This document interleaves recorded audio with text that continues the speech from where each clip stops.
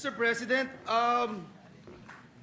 at this juncture, I move that we dispense with the reading of the journal of the 61st session, Wednesday, May 6, 2026, and consider the same as approved. Mr. President, before we do that, may we, the gentleman from Cavite, Senator Ping Lacson, is seeking the floor. I move that he be recognized, Mr. President. Senator Lacson is Thank you, Mr. President. Before we approve the journal, before we act on the motion of the acting majority leader, I have a parliamentary inquiry. Yesterday, two motions were made.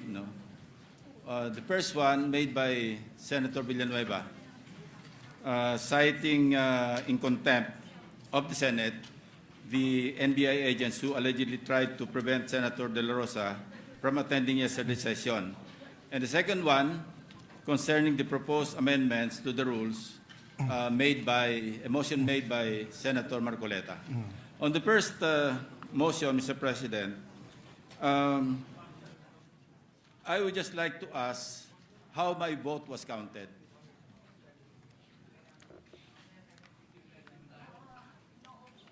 Yeah.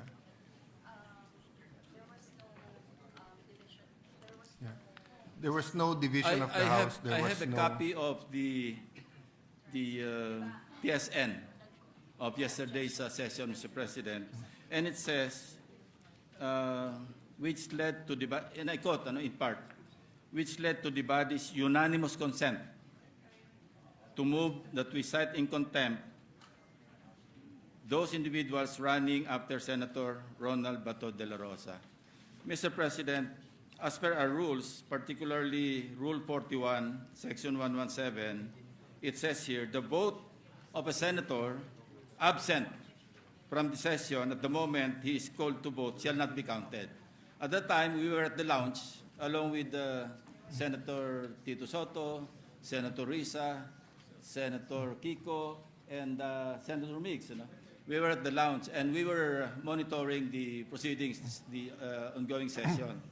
And to say that my vote is counted along with the others because it says here unanimous, that's why I stood up before we approved the journal, Mr. President. For a full explanation of that, I will refer to the Committee on Rules because to my knowledge, that is the tradition of this chamber. When we pass resolutions and there's no objection, whoever is present during that time is counted as to have voted for it. That has been the tradition even during the time of Senator Soto. Thank you, Mr. President. But if that is the inquiry, so that we can set straight our rules and the records, if the gentleman wishes, I will refer to the Committee on Rules and ask them to report out maybe by Monday. Thank you, Mr. President. Except that Rule 41, as I mentioned, Section 117, maliwanag po sinasabi, pagka wala yung senador sa session hall at the moment he is called to vote, shall not be counted. Yes. Which, for example, the resolution against the Chinese ambassador, many of us weren't in the session hall. Pero nung sinabing no objection, kinount din lahat. So, in many periods. But I see the gentleman's point, and if we want to be accurate, then let's ask the Committee on Rules, which includes the minority, to come out with a better formulation. Let it be placed on record, Mr. President, that my manifestation does not in any way showing sympathy with the NBI agents who grappled with our colleague here.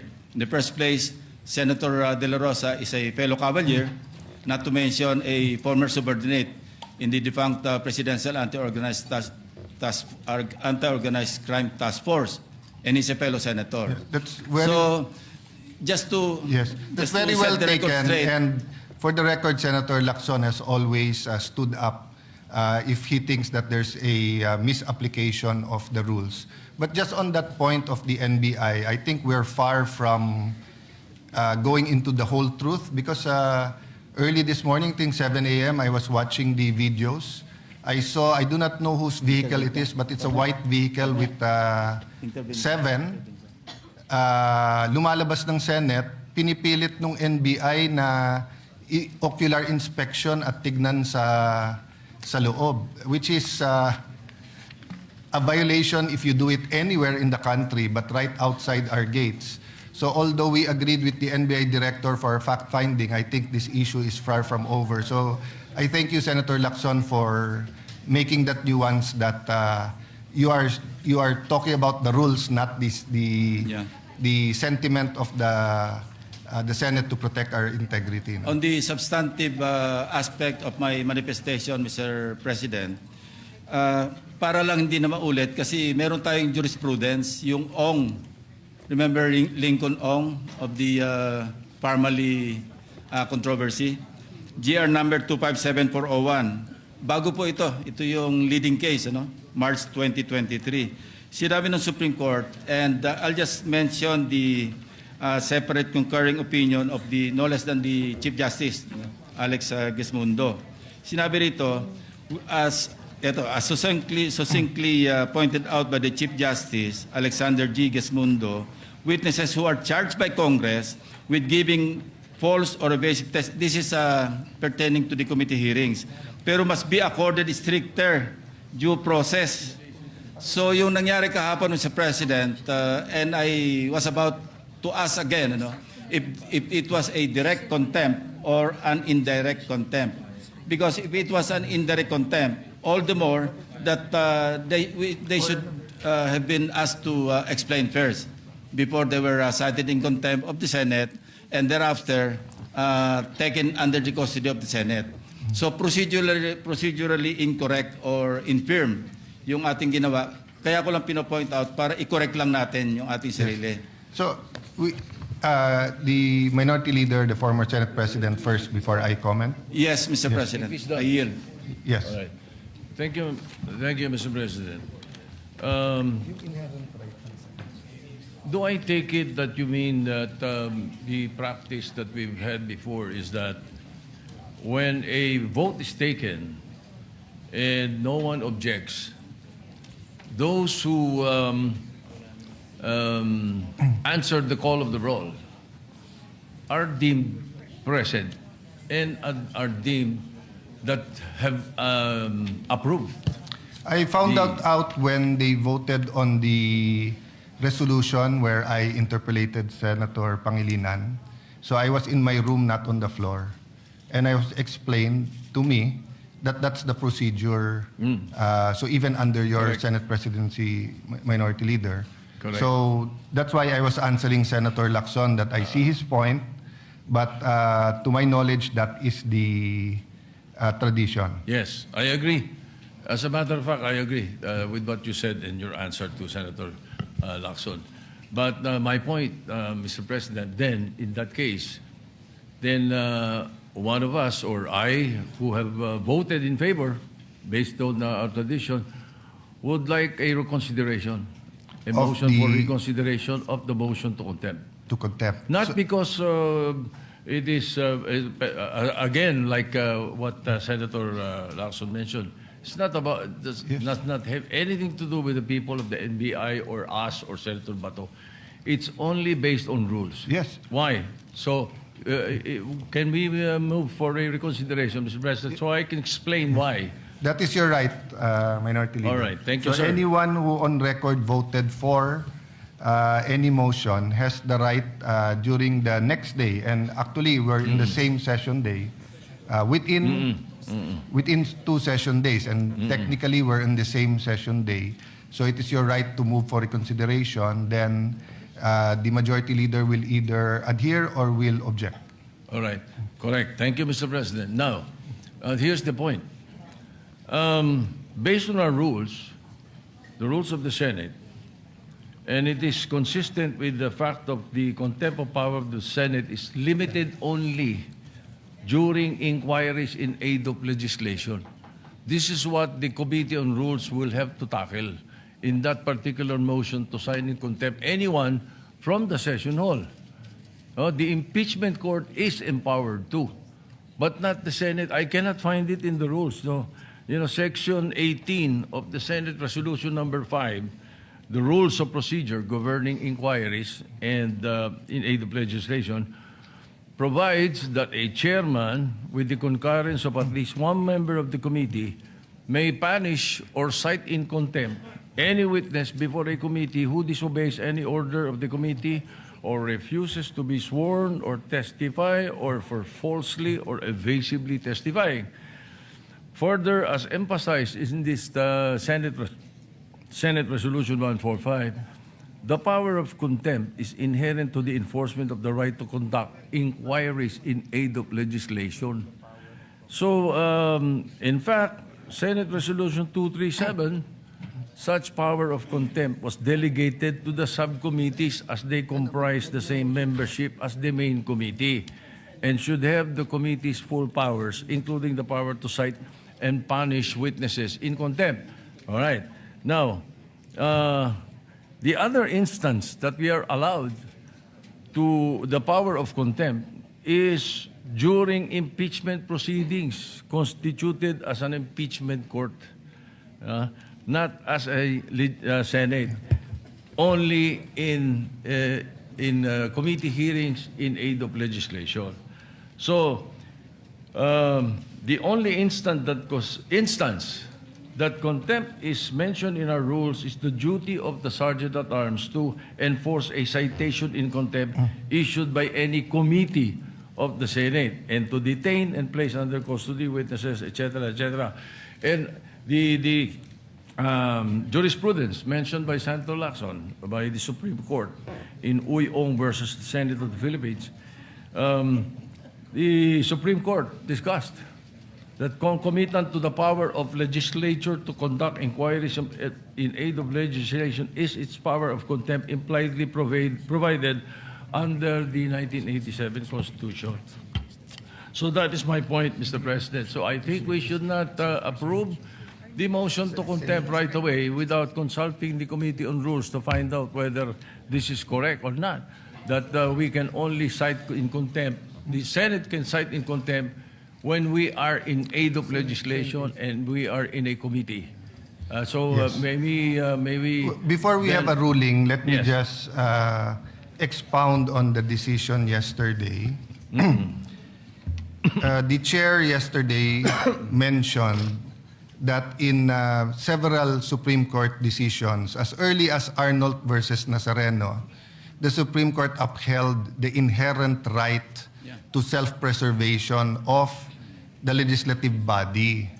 And the chair explained that if a committee is given a power to hold in contempt, so much more the plenary. And that there are two kinds of contempt. The indirect contempt and the direct contempt. So for example, if Maria and Pedro were now sitting in the gallery and they started shouting, if the Sergeant at Arms took them out, but they came back and they started throwing stones, we can hold them, or they had guns, we can send them for inquest, or we can hold them in contempt because it's part of self-preservation. So even in the decision mentioned by Senator Lacson has to deal with the issue at hand. The ratio decidendi, or the reason for the decision, always deals with only the issue at hand. And the issue at hand then was the contempt powers of legislation in aid of legislation. But despite that, still the Supreme Court again said, indeed, the exercise of contempt power by legislature is anchored on self-preservation. And they had a footnote from the previous cases. Having said that, I'd like to ask the pleasure of the minority leader. Yes. Would you like to vote on it, or would you like us to send this to the legal and then give them a day or two to, or until Monday yeah. to, because the problem Yeah, with... I was thinking of that, Mr. President, Yes. if you don't mind. I'm sorry for Yes. interrupting Go ahead, you. sir. Because the Supreme Court itself laid down the limitations. That's why we have to discuss it perhaps in Yes. the committee or Yes. the legal. No, the first limitation: the subject hearings were conducted in aid of legislation. 1, 2. Second limitation: the assailed rules are compliant with the publication requirement of Section 21, Article 6 of the 1987 Constitution. And the third limitation is that the committee failed to accord petitioners their constitutional right to due process relative to the conduct of its proceedings. Therefore, we were in plenary session yesterday, and then we were suspended when this event was being discussed. So, again, the pleasure, really, Mr. President, if you do not mind, is that we refer the motion to the Committee on Rules. We are in agreement, but just to explain, one example I gave yesterday, even if it wasn't in the rules of court, or even if there's no precedent, if we were in the Supreme Court, and while they were in hearing, I ran after or tried to arrest or tried to mug one of the justices, they can hold me in direct contempt because it's really about self-preservation. So the events yesterday was so grave that yes, we need cooler heads because we really have to discuss the problems of agriculture, the problems of the economy, problems of transportation. Naghihirap talaga mga kababayan natin. And of course, we're all aware that the House voted for impeachment yesterday, so we're all preparing for that. But at the same time, we have to show the world, including our local law enforcers, that you cannot play around with the Senate as an institution. And when you're trying to prevent a member from attending, that is direct contempt of the Senate. So I'm in agreement if we can all agree that we send it first to the legal, and maybe we'll invite any legal staff of all the Senate offices so that they can participate there, because it's an issue that so that we won't take one opinion, hook, line, and sinker, but get all the brilliant minds of the offices of the 24 senators, then discuss it, but and we'll hold the reconsideration in abeyance until we have that, if it's acceptable to the former Senate President. I concur. So I so move, Mr. President. Thank you very. So, is there any objection to the motion that the ruling, the motion and the ruling to hold in contempt will be now studied by referred and studied by our legal department, who will also invite lawyers from each and every OS or office of the senators or the 24 senators? If there's none, then Mr. President, on the second point, yes. the second motion made by Senator Marcoleta proposing that Rule 14, Section 41B of the Senate Rules be amended by including a new Section 41C. Now, while I commend the Senate President for deferring action on the motion of the Honorable Marcoleta, but still, we should bear in mind that if we amend our rules, necessarily we should refer it to the Committee on Rules. We cannot just decide in plenary to right there and then amend the rules. If I am correct in that regard, Mr. President. You're not only correct, that's what happened. I referred it to the Yes, Committee that's on why Rules. I expressed my admiration and commendation for the action taken by the Senate President. Yes. So we're clear on that. Yes. My interpretation, Senator Lacson, is that was the intent of Senator Marcoleta. That because the rules is that 1 day for consideration. Yeah, for a motion, it's 1 day. I'll just paraphrase. So my interpretation, of course, I didn't stand up and go near to Senator Marcoleta, but my interpretation was that my understanding is I always have to follow the rules. We always have to follow. So when a senator makes a motion and there is a specific rule, then we will follow. But the Committee on Rules is allowed to meet right away, but that doesn't mean they can meet right away and not follow the 1 day rule. Yeah. Thank you for the clarification, Mr. And thank you President. for... That would be all. Yes. And to be fair to our former Senate President, Mig Subiri, he also made it very clear that our tradition is that if it is amendment of the rules, we consult and then we not only give a copy. So actually the Secretariat rewrote the proposal, and maybe I could just say that all of these were a product of what happened yesterday, no? And of course, most of us had some sleep last night. I don't know Senator Bato if he had good sleep. He told me he was not able to sleep last night, but Senator Padilla, who stayed with him, said you were sleeping very well. So, but maybe cooler heads today, and hopefully we'll get our job done. No? Yeah. Yes, Majority Leader. Yes, Mr. Thank President. you, Senator Lacson. Thank you, Mr. President, and also just to put on record, this representation, when this representation filed that motion, I was actually asking the plenary during that time about the possibility of looking into that particular incident. But anyway, Mr. President, we just also want to put on record that what we are trying to approve, Mr. President, the journal of the 61st session Wednesday was last May 6, Mr. President, not yesterday. So just to put that on record, it's May 6, 2026 was last week, and that is the motion that we are putting. So any on the objection table. that we approve the journal of the session of Wednesday, May 6, 2026? If there's no objection or amendments, the motion is approved. Thank you, Mr. President. And before we proceed, may I just put into the records, Mr. President, our gratitude and thanks for our guests who are here with us, guests of Senator Padilla, the Bangsamoro women from Barangay Maharlika, Taguig City. Mr. President, they are here. Guests of Senator Ontiveros, LGU officials of Bulalakaw, Oriental Mindoro, led by Mayor Lumelito Cabagay. We welcome them in this August chamber, Mr. President. You're recognized and welcome. No? Mr. President, Maybe, Majority Leader, in behalf also of the Senate, I also apologize to those who had to stay longer within the Senate yesterday while we were identifying the agents who ran after Senator Bato. I think even former CHED head Popoy Jevara and many others were here.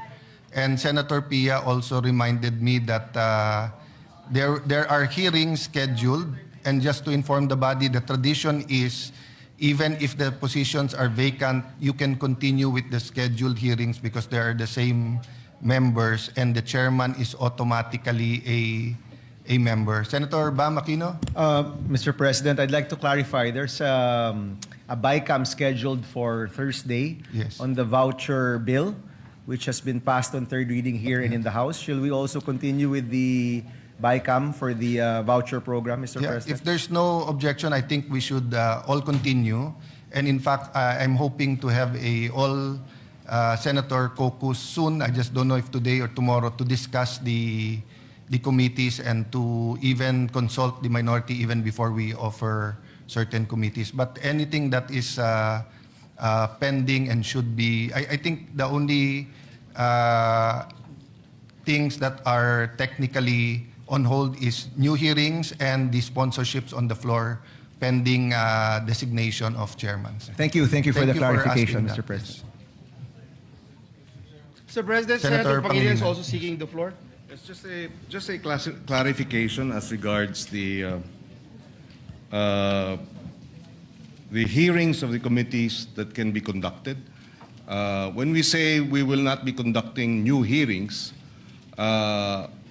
does this exclude hearings that were suspended and will just be, under our rules, allowed to resume as the hearings have yet to be terminated? So the tradition is if there's a vacancy in the chairmanship, there's a vice chairman that takes over. But if the vacancy is in all, Which is the case, Mr. President, yeah, because in all, the chairman can continue the hearings that are ongoing. Okay. So my interpretation is, let's say you had a hearing today, you conducted it, then you say the next hearing is Monday. But we hope to finish the committees by Monday in consultation with everyone so that hindi nga maipit lahat ng trabaho natin. so with the understanding, Mr. President, that this suspension of our rules by unanimous consent It's not a suspension, it's a tradition that is consistent with the rules. Because when you're chairman, you're automatically still a member of that. Yes. I'm telling you what the Secretariat informed me yesterday because Senator Pia called me and called my attention and told me na presyo ng kuryente yung hearing niya. So unless we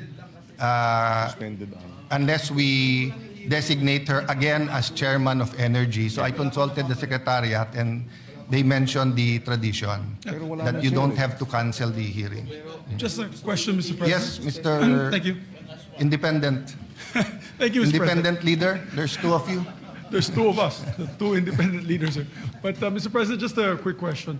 Yes, because it's a bit confusing to our colleagues when they asked about their committee reports. Some are already supposed to be handled on the floor, the committee hearings, because I can recall that the motion yesterday was all positions vacant. So if it's all positions vacant, that would also mean the memberships, Yes. Mr. President. Because that's correct.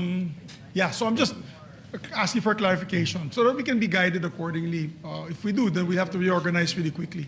That's why, Mr. President, if I may suggest, by unanimous consent, we can suspend our rules. And I would like to think that would be the better route in terms of allowing hearings to be conducted by former committee chairpersons and former members until Monday, as the Senate President earlier mentioned, that you would have disposed of the issue by Monday. Yes. I am Mr. overwhelmed President. by the number of brilliant minds and former Senate President. So with your permission to answer the question, former Senate President Escudero will Yes, give his Mr. input. President. To lend some clarity to the issue at hand, I would like to read and spread onto the record Section 19 of our own rules. The chairman and the members of the permanent committee shall commence in the exercise of their duties upon their election. They shall cease when their successors shall have been elected or designated. So my understanding, given the plain meaning of this rule, is that the chairmen, although their positions were respectively declared vacant to avoid a void, shall continue until their successors shall have been designated and or elected. My understanding further is that should there be any BICAM that needs to be done or finished within this week until their successors shall have been elected, then it should proceed so as not to cause any undue delay without need of suspending the rules, Mr. President. I submit, Mr. President. Yes. Again, Mr. President, it's the point. Well, the motion yesterday was to declare the positions Yes. vacant. So there is no chair, there is no vice chair, there are no members. So how can a committee convene or continue with its proceedings when there is no chairman, there are no members? Members and chairpersons and vice chairpersons are elected. As a matter of courtesy and tradition, And that's why, yes, instead of just saying the name and then replacing the chairman, which happens in certain instances with the permission of the two individuals, when there is a leadership change, usually there's a question of the chairmanship. So there's sometimes a motion to declare all positions vacant. But that is the brilliance of the rules. The rule is very clear. The chairman and the members of the permanent committee shall commence in the exercise of their election of their duties, and they shall cease when their successors have been elected or designated. So out of prudence, usually in controversial hearings and in new bills, etc. So for example, if the divorce bill is very controversial, and let's say Senator Villanueva was hearing it, and then he was replaced, usually he will not call another hearing out of prudence and respect for the body.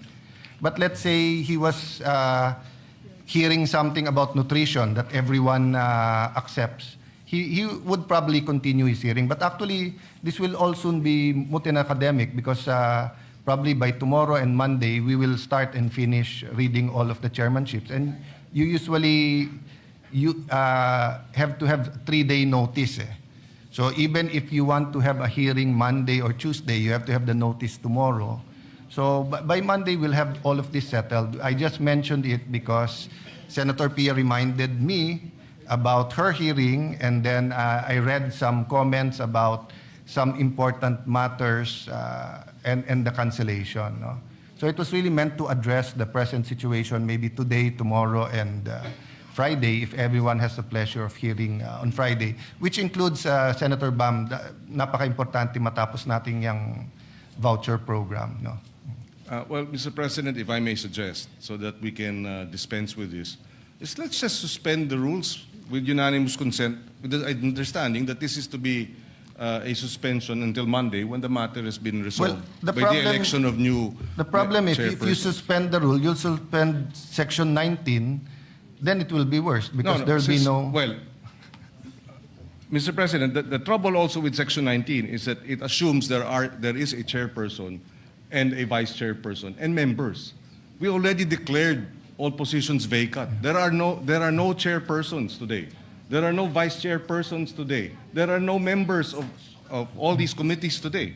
So when you say they shall cease, they meaning as chairperson, as vice chairperson, and as members.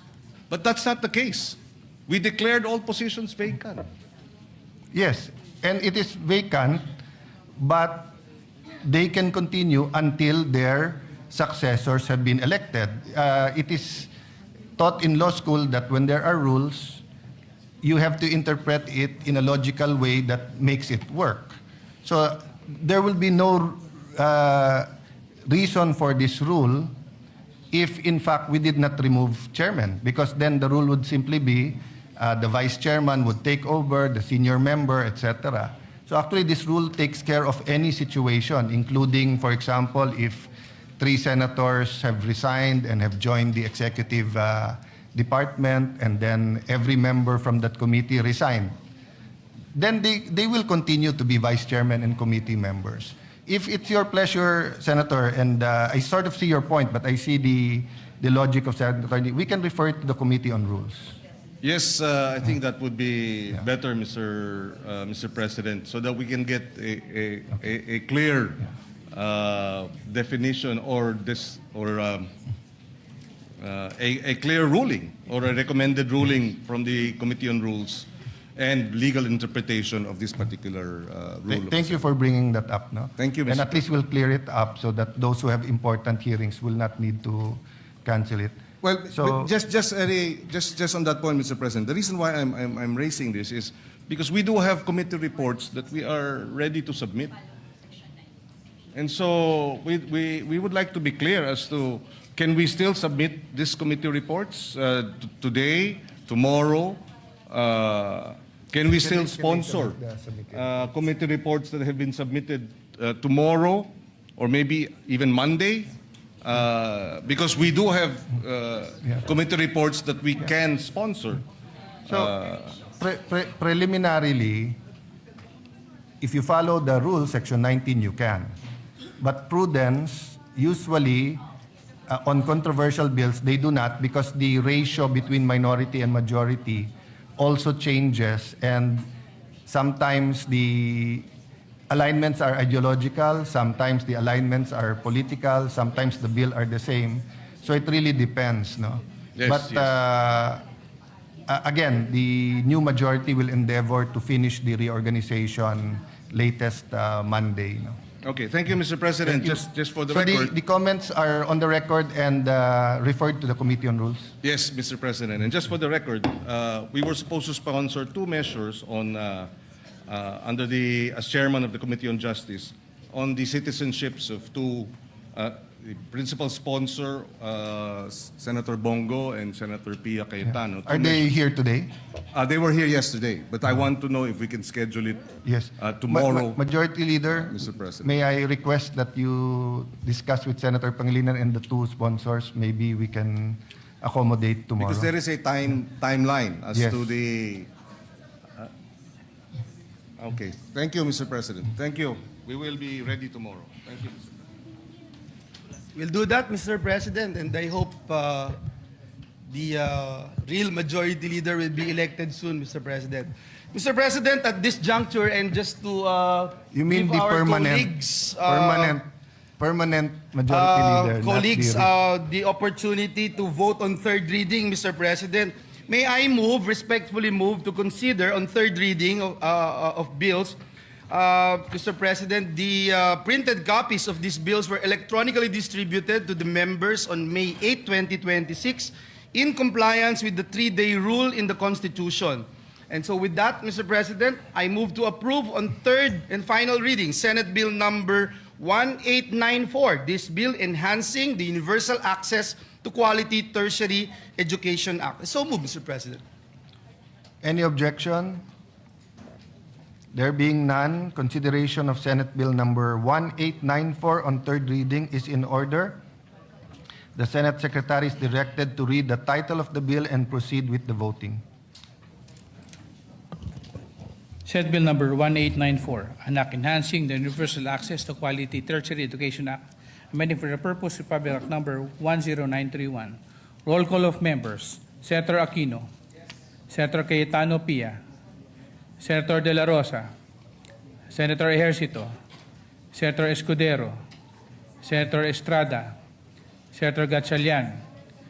Senator Go. Senator Hontiveros. Senator Lacson. Senator Lapid. Senator Legarda. Senator Marcoleta. Senator Marcos. Senator Padilla. Senator Pangilinan. Senator Soto. Senator Tulfo Erwin. Senator Tulfo Rafi. Senator Villanueva. Senator Villar Camil. Senator Villar Mark. Senator Subiri. Senate President Cayetano Alan. With 21 affirmative votes, 0 negative vote, 0 abstention, Senate Bill number 1894 is approved on third reading. Thank you, Mr. President. We congratulate the authors, especially the chairperson of the Senate Committee on Higher and Technical Education, our Senate President Pro Tem, Senator Lauren Legarda. Those who want to be co-sponsors can just manifest to the majority leader. Yeah. I think everyone, Mr. President, Everyone who's present is already wanted to be part of this measure. and when it's unanimous, even those who are not sitting down there are included. So far, no.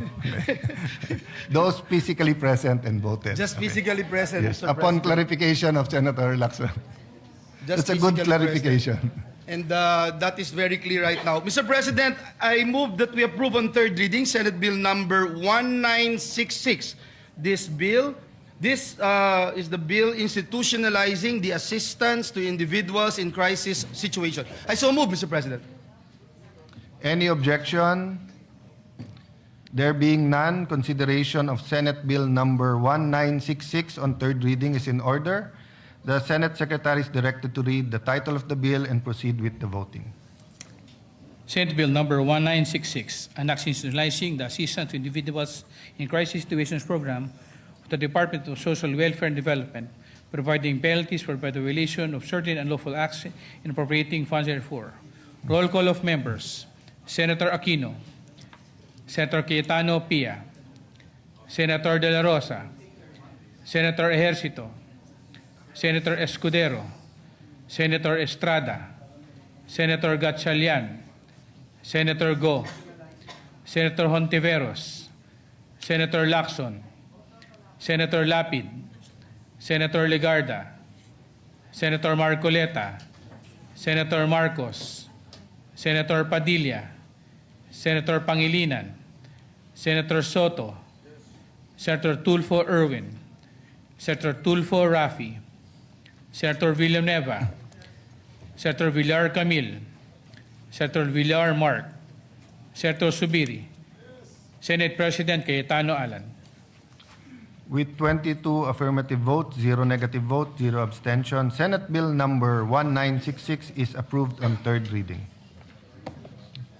Thank you, Mr. President. We'd like to congratulate all the authors led by the chairperson of the committee, Senator Erwin Tulfo. Mr. President, the good gentleman is seeking the floor. May Senator, with the Mr. indulgence of President, Senator before we Tulfo. recognize Senator Yeah. Erwin Tulfo, there is a Just a point of clarification. there's a Yes. point of clarification. Maybe Senator Lacson acknowledge is that. recognized. Yes, I would just like to be clarified, Mr. President. In what capacity is Senator Pangilinan sponsoring his a committee report tomorrow?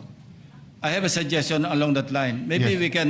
the body can designate him as, in holdover capacity.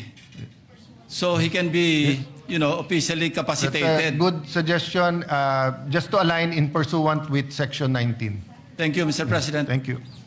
So if there are no objections, thank you for the suggestion, Senator Lacson. Senator Erwin Tulfo. Thank you, Mr. President. Quick manifestation. Mr. President, distinguished colleagues, as your outgoing chairperson of the Senate Committee on Social Justice, Welfare, and Rural Development, I wish to place on record my profound gratitude and deep appreciation as this August chamber approves on third reading Senate Bill number 1966 under Committee Report number 46 entitled The Assistance to Individuals in Crisis Situation, or AICS Act. This legislation goes beyond merely institutionalizing assistance. It institutionalizes the spirit of malasakit in public service. More importantly, it affirms our collective duty as a public servant to ensure that in times of hardship and uncertainty, government responds not with indifference, but with urgency, compassion, and decisive action for the welfare of every Filipino. Sa gitna po ng hirap at pangangailangan, hindi dapat pinapabayaan ng ating mga kababayan.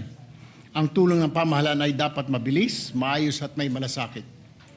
Mr. President, allow me to extend my sincerest gratitude to all the authors who stood behind this measure.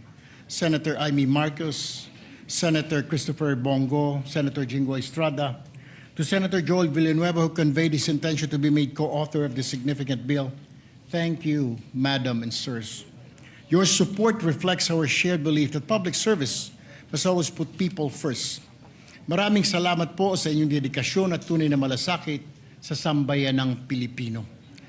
The significance of the AICS program becomes even more evident during periods of national and global uncertainty, when ordinary Filipinos are most vulnerable to the effects of economic disruption. Sa panahon po ng krisis, higit na naramdaman ng ating mga kababayan ang pangangailangan ng agarang tulong at tunay na malasakit mula po sa ating pamahalaan. Amid the recent tensions involving Iran and resulting volatility in global oil prices, assistance mechanism under AICS program became an important source of relief for many Filipinos, particularly in transport drivers and operators who bore the heavy burden of rising fuel costs. Sa patuloy na pagtaas ng presyo ng langis, maraming super at operator ang nahirapang maitawid po, Ginoong Pangulo, ang araw-araw na pangangailangan ng kanilang pamilya. Through timely emergency assistance and fuel subsidy interventions, our government was able to provide much-needed relief and help lighten the daily burden of those who, despite rising costs and personal sacrifices, continue to keep our communities connected, our economy moving forward. Sa pamagitan po ng agarang tulong mula sa AICS, na ipapakita po natin na ang pamahalaan may malasakit ay hindi po nagpamabaya, lalo na sa mga manggagawang patuloy na nagsasakripisyo para sa sambayanan. To the committee's technical working groups, partner agencies, and hardworking personnel behind this legislation, we thank you for transforming compassion into concrete action. To my distinguished colleagues, may we continue to craft laws that are not only responsive but humane. Law that recognizes that governance is not merely about programs and budgets, but about people, dignity, and hope. Ang pagpasa po ng AICS Act ay isang matibay na patunay na ang pamahalaan ay may malasakit, ay pamahalaang tunay na kumakalinga, handa lagi umalalay, umunawa at tumugon sa pangangailangan ng bawat Pilipino sa oras po ng kagipitan. Again, Mr. President, to all the authors and supporters of the AICS Act, thank you for your unity, compassion, and unwavering commitment to the Filipino people. We stand united, no matter what political colors we have. There is no crisis too great that we cannot overcome. Muli po, maraming salamat sa aking mga kasamahan, both in the majority and minority, at sa sambayan ng Pilipino. Thank you and good afternoon, Ginoong Well, Pangulo. the Chair recognizes the work of the good senator in social justice and social welfare. Very well taken ang manifestation, except the part that he said he will be leaving the committee. We're not yet that sure, as we recognize your work in that committee. Thank you for your manifestation. Senator, Mr. President, next to explain her vote, especially on Senate Bill number 1894, is the distinguished lady from Antique, the Chairperson of the Senate Committee on Higher and Technical Education, Senator Lauren Legarda. I move that she be recognized, Mr. President. Mr. President, esteemed colleagues, I would like to thank all our colleagues in the unanimous vote on the free tertiary education amendments. And we know that this measure strengthens RA 10931 and ensures the promise of free and equitable tertiary education, that it truly reaches the poorest Filipino families. EDCOM 2 revealed stark gaps in the implementation of student assistance programs. Many of our most vulnerable learners continue to struggle with the rising cost of transportation, food, housing, and school requirements despite existing support mechanisms. This bill ensures that limited government resources are directed first to those who need them most, aligns allocation strictly with household income, guarantees timely inflation-adjusted support, and demands accountability for the use of public funds. Ang edukasyon ay hindi lang dapat libre, dapat ito'y makabuluhan at nagubungan ng tunay na oportunidad mula enrollment hanggang graduation at trabaho. This measure is for our students, especially the poorest, who now know that the government stands behind their dreams. Dapat laging patas ang pagbibigay ng pagkakataon sa bawat batang Pilipino na nangangarap. I would like to thank my fellow EDCOM 2 commissioners, Senator Bam Aquino, Senator Joel Villanueva, Senator Sherwin Gatchalian, Senator Alan Peter Cayetano, now Senate President, as well as Senator Pia Cayetano, Senator Christopher Lawrence Go, Senator Francis Escudero, Senator Jinggoy Ejercito Estrada, Senator Risa Ontiveros, Senator J.V. Ejercito, Senator Rafi Tulfo, Senator Robin Padilla, and Senator Kiko Pangilinan for your steadfast support. I express my deep gratitude to all who joined in advancing this measure. And just to take note that the House of Representatives had already passed this measure on third reading. Thank you, Mr. President. Thank you, Mr. President. Before I ask for this representation's recognition, Mr. President, our dear colleague, Senator Risa Ontiveros, is seeking the floor. May I move that she be recognized, Mr. President? Yeah. Senator Ontiveros is recognized. And we thank Senator Legarda for her explanation of the vote. Salamat po, Mr. President. Inquiry, Mr. President, in line dun sa action ng body natin regarding Senator Pangilinan on the suggestion of Senator Lacson. Two inquiries, Mr. President. For clarity, Mr. President, dahil this representation is the former chair of the Senate Committee on Women and also former chair of the Senate Committee on Health. Kanina po kasi ang conversation nga ay tungkol sa committee hearings for bills that are ready for amendments on the floor.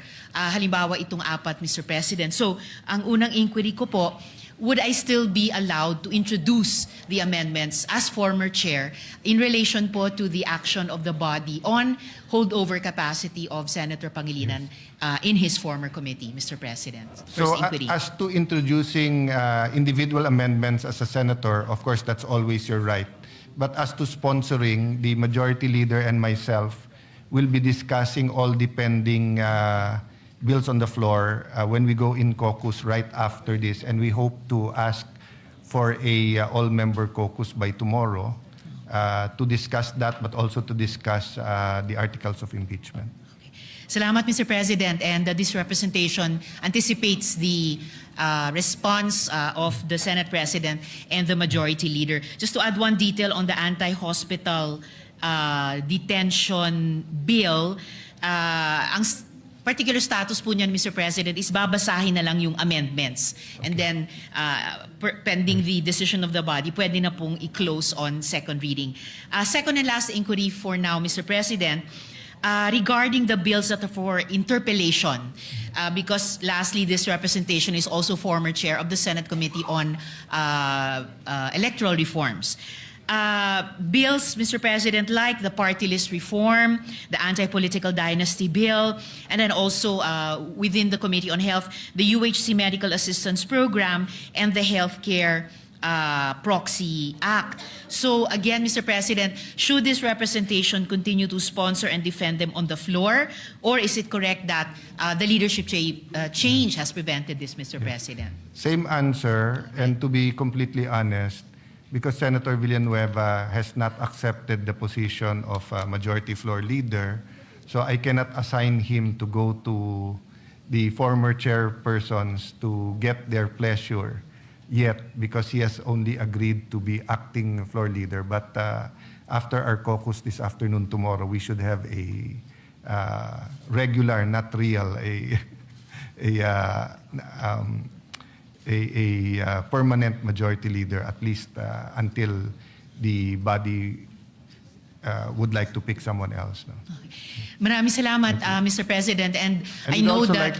the chair would like to thank you for your work on the Committee on Health. Thank you, Mr. President. And this representation knows that the Senate President is also keenly aware kung ganong katagal at katinding iniintay itong mga bills ng mga iba't ibang stakeholders at partners ng Senado, including mga children's rights advocates, syempre yung mga lahat ng pasyenteng Pilipino at mga pamilya po nila, yung ating mga barangay health workers, yung mga political reform advocates, among others, Mr. President. Salamat po, Mr. President. Just for the answer regarding your query as far as the rules are concerned, because the author of the bill can also sponsor, a member of the committee can also sponsor, and the former chair is a member of the committee. So technically, you can. So it's just a matter of the majority leader and the new majority would like that on the floor at the moment.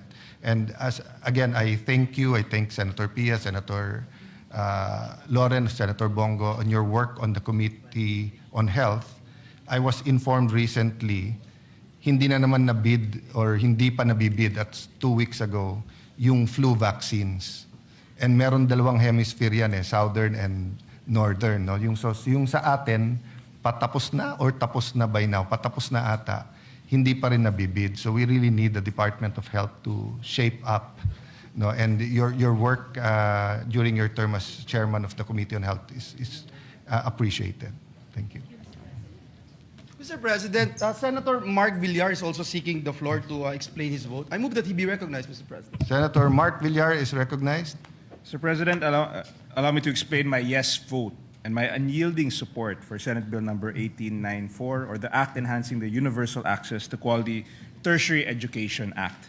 Mr. President, Republic Act number 10931, or the Universal Access to Quality Tertiary Education Act, was enacted to provide adequate funding and similar mechanisms to increase the participation rate among all socio-economic classes in tertiary education.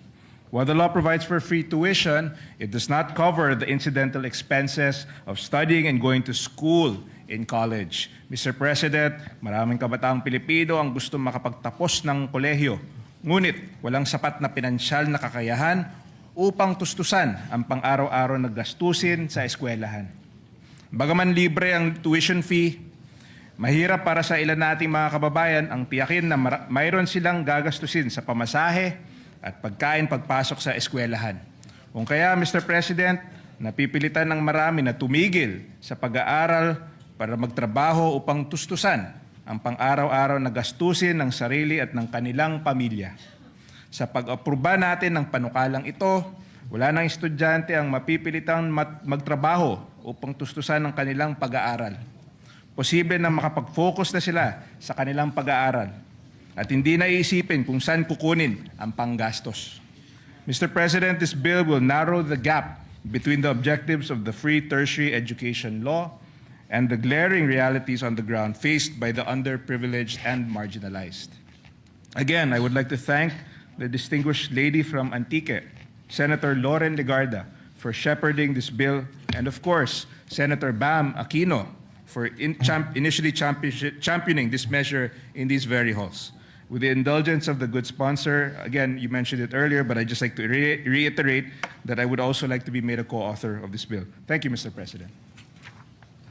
Thank you, Thank you Senator very much, Villar. Senator Villar. May I be allowed, Mr. President, just to give a very short explanation on this particular measure, because this is also our pet bill, Mr. President. If you accept the position of Majority Leader, then you can proceed.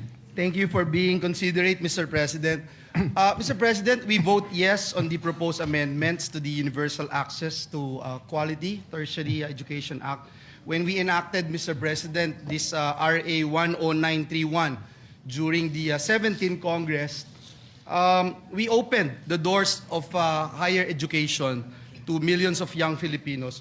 But as the findings of EDCOM 2 have shown, access alone is not enough. Many students continue to face learning gaps, financial pressures, and other barriers that prevent them from completing their education. Now, through the work of EDCOM 2, particularly, Mr. President, in our role as chairperson of the Standing Committee on Technical Vocational Education and Training and Lifelong Learning, we have seen the urgent need to strengthen support systems for learners and make our education system more responsive to present realities. These amendments move us closer to that goal by improving the delivery and targeting of tertiary education support and ensuring that more students are not able to enter school but also complete their education successfully. Kaya, Ginoong Pangulo, hindi lamang po ito usapin ng libreng matrikula, ito po ay usapin ng tunay na oportunidad at mas magandang kinabukasan para sa ating mga kabataan. Muli, binabati natin si Senator Loren Legarda for sponsoring and defending this measure and our co-authors. For these reasons, Mr. President, and as author and co-sponsor of this measure, we reiterate our yes vote. Itaas po natin ang antas ng edukasyon sa Pilipinas. Maraming salamat po and may God bless us all. Thank you. Mr. President, Senator Risa Ontiveros is seeking the floor. I move that she be recognized. Thank you, Majority Leader, for your explanation of vote. Senator Risa Ontiveros. Salamat po, Mr. President. Mr. President, I vote yes to the Enhancing the Universal Access to Quality Tertiary Education Act. The Free Higher Education Law transformed millions of lives, but delays in subsidies and funding gaps have failed many students and strained our SUCs and LUCs. Since 2022, my office has received complaints from students whose tertiary education subsidy arrived late or never arrived at all. Some were forced to stop schooling because they could no longer afford to stay enrolled. Hindi dapat pinapabayaan ang mga estudyanteng nagsisikap makapagtapos. This measure strengthens accountability. It requires UNIFAS to improve and speed up subsidy disbursement and establishes an accessible grievance mechanism so students can report problems and seek redress. Importante rin na sa wakas, prioridad na ang mga pinakamahihirap, lalo na ang mga pamilyang kabilang sa 4Ps. Pinalalawak din ito ang oportunidad para sa mga solo parents at persons with disabilities. Matagal nang sinasalo ng ating state universities and colleges ang kakulangan sa pondo para sa free higher education. Dahil dito, napipilitan silang bawasan ang ibang mahahalagang gastusin at tumanggi sa mga kwalipikadong estudyante. Tinutugunan ng panukalang ito ang problemang iyon sa pamamagitan ng paggarantya ng funding deficiencies sa susunod na GAA. Kung seryoso tayo sa tunay na universal access to education, kailangan nating siguraduhin na walang estudyante ang naiiwan at walang paaralan ang napapabayaan. I vote yes. Salamat po, Mr. President. Thank you, Senator Ontiveros. Pag-suspend natin. Mr. President, Senator Legarda is seeking the floor. I move that she be recognized, Mr. President. The Senate President Pro Tempore, Senator Legarda, is recognized. Thank you, Mr. President. Distinguished colleagues, ang AIX ay isa sa pinakamahalagang tulong ng pamahalaan para sa mga Pilipinong biglaang nahaharap sa krisis, pagkakasakit, aksidente, pagkamatay ng mahal sa buhay, pagkasunog, pagkawala ng hanap buhay, at maraming iba pang matinding pangangailangan. Sa pamamagitan ng panukalang ito, binibigyan natin ng AIX ng malinaw at permanenteng batayang legal. Hindi na lamang ito aasa sa mga issuances at taunang pondo, Magkakaroon na ito ng malinaw na mandato, mas maayos na sistema, mas matibay na pananagutan. Mahalaga ring maipasok natin ang mga amyenda upang mas malinaw ang data, mga privacy safeguards, mga maayos ang koordinasyon sa LGUs at mas malinaw ang ugnayan ng AIC's medical assistance sa iba pang health assistance programs ng ating pamahalaan. Pinatitibay din ng panukala ang mga pananggalang laban sa pang-aabuso, sa pamumulitika, sa katiwalian, panggigipit sa mga benepisyaryo. Ang ayuda ay dapat makakarating sa nangangailangan, hindi sa pamamagitan ng palakasan, padrino o politika. Mr. President, sa oras ng krisis, ang tulong ay dapat mabilis, patas, may malasakit. Para sa ating mga kababayang nasa kaagipitan ng bawat araw ng paghihintay ay dagdag na pasanin. Kaya ako po'y nagpapasalamat kay Senator Erwin Tulfo na binigyan niya ito ng prioridad at ito'y magiging permanente ng batas at hindi na tayo aasa lamang taon-taon kung anong ilalagay ng ating pamahalaan. Dahil po dito, buwaboto ako ng oo sa panukalang institutionalization of the AICS program. Thank you, Mr. President. Thank you, Senator Legarda. Mr. President, Majority Leader. Senator Bongo wishes to explain his vote. I move that he be recognized, Mr. President. The Chair recognizes Senator Bongo. Mr. President, I rise to explain my yes vote on Senate Bill 1894, a measure that seeks to amend Republic Act Number 10931 or the Universal Access to Quality Tertiary Education. Ito po yung final ko naman po ay Expanded Free Tertiary Education. Ngayon po ay pinangalanan na po ito na an act enhancing the Universal Access to Quality Tertiary Education Act, amending for the purpose Republic Act Number 10931. Kahit bago pa po ako naging senador, I have been a strong advocate for education at ako po'y naniniwala na ang edukasyon po'y pundasyon ng bawat kabataan at dala-dala nila ito hanggang sa kanilang pagtanda. At naniniwala po ako na ang kabataan po ang kinabukasan ng ating bayan.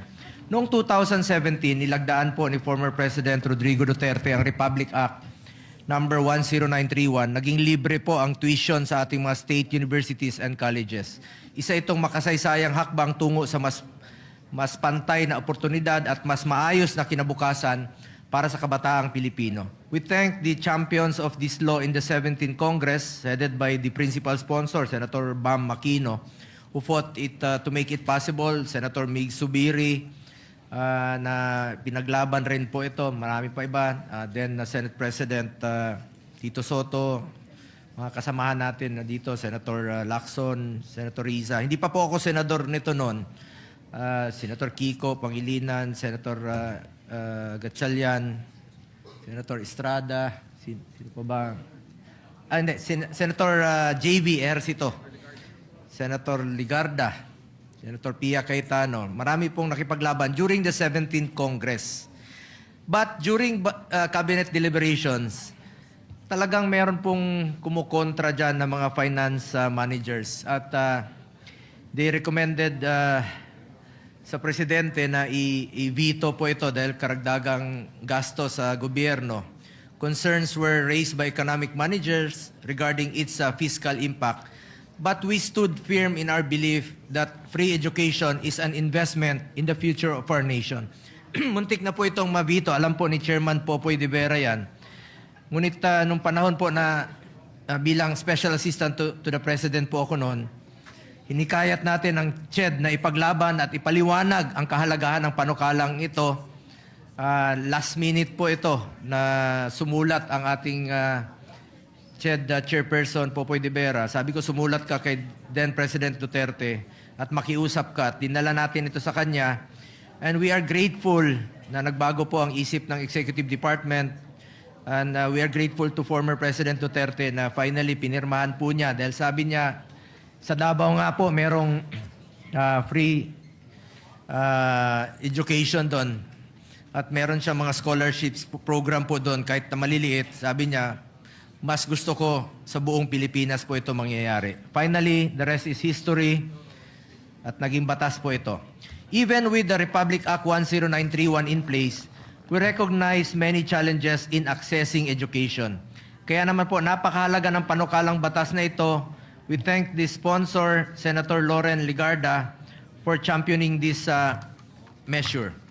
Mr. President, sa panukalang ito, bago ko makalimutan si Senator Alan, nung membro po siya ng 17th Congress noon, na I'm sure sinuportahan niya rin po ito, but naging Secretary of Foreign Affairs kayata nung mga panahong yon. I don't know kung senator ka pa during that time, but membro ka po ng 17th Congress at I'm sure pinaglaban mo rin po ito. Sa panukalang ito, Mr. President, hangad natin na mabigyan ng tertiary education subsidy ang mga indigent patients. Ibig sabihin, expanded, may pagpipilian sila. Yung mga lugar na walang yung kurso na ino-offer ay hindi nila ma-avail, ay pwede itong ma-avail po sa mga private universities. Hindi lamang po ito sa mga public colleges and universities. Maaari rin po itong gamitin sa private higher education institutions, lalo na kung walang available na pampublikong paaralan sa kanilang lugar. At naniniwala po ako na ang access sa education ay susi sa mas maliwanag na kinabukasan para sa ating mga kabataan. For these reasons, I am putting on record my yes vote for the passage of this very important education measure. Salamat, Mr. President. And likewise, as one of the authors of Senate Bill number 1966, which seeks to institutionalize the assistance to individual in crisis situations. Ito po yung AIX, kilalang-kilala po ito na programa ng DSWD. I want to manifest my yes vote to the measure. Sa pag-iikot ko po sa buong bansa, I have seen families who have lost everything, homes, livelihoods, and in some cases, hope. Ang AIX ay matagal nang nagsisilbing lifeline ng ating mga mahihirap na kababayan, lalong-lalo na po sa panahong sila ay naharap sa biglaang krisis tulad ng sakuna, sunog, pagkakasakit, pagkamatay ng mahal sa buhay, aksidente at iba pang hindi inaasahang pangyayari. By institutionalizing AIX, we guarantee its continuity and enhance its ability to adapt and respond to the growing needs of our communities. Sana po wag lang gamitin sa politika ang AIX at dapat po gamitin ito sa mga mahirap nating kababayan. Klarong-klaro naman po ang AIX. Assistance to individuals in crisis situations. Ibig sabihin, yung mga mahihirap talaga. At wag sana gamitin sa pamumulitika ang ayuda at tulong sa ating mga kababayan. We congratulate and thank the sponsor, Senator Erwin Tulfo, for prioritizing this measure. With this bill, we affirm to the Filipino people that in times of crisis, the government stands ready to extend a helping hand. Maraming salamat po, Mr. President. Thank you, Senator Bongo. Just on your point na sana wag magamit sa politika and for the information of the public who have a keen eye on the Senate, actually maganda na carry over yung amendment ni Senator Lacson sa 2026 budget. Yung prohibition on political involvement in the distribution of cash and other forms of financial assistance is in Section 18. Sa Section 19 naman, prohibition on the display and or a fixture of the name, image, likeness of public officials. So yung suggestion ni Senator Lacson na kineri ng body nung sa 2026 budget nandito, tapos may Section 20 unlawful acts. Unfortunately, ang Section 18 and 19 walang penal clause. Ang Section 20 may penal clause may penalties under Section 21. That's why if you noticed, nung nagsimula yung Iran-Israel-US war, parang may bumalik na mga logos at saka mga streamers, posters, tarpaulins na may mga muka sa ilan mga distribution. So baka pwede nating ipaalala sa lahat na the spirit of the law, kahit wala tong criminal penalties, is